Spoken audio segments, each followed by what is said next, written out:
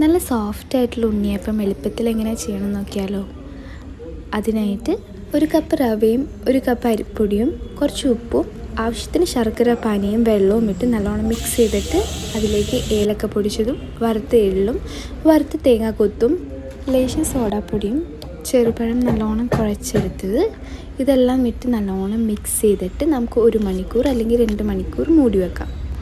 ഒരു 2 മണിക്കൂറിന് ശേഷം ബാറ്റർ ഈ ഒരു പരുവത്തിലാകും.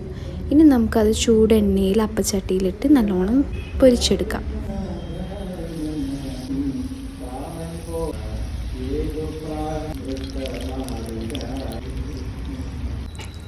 ഉണ്ണിയപ്പം നല്ലോണം മുരിഞ്ഞു കഴിഞ്ഞാൽ ഇതേപോലെ കോലിൽ ഇങ്ങനെ ഓരോന്നായിട്ട് കുത്തിയെടുത്ത് മാറ്റാം.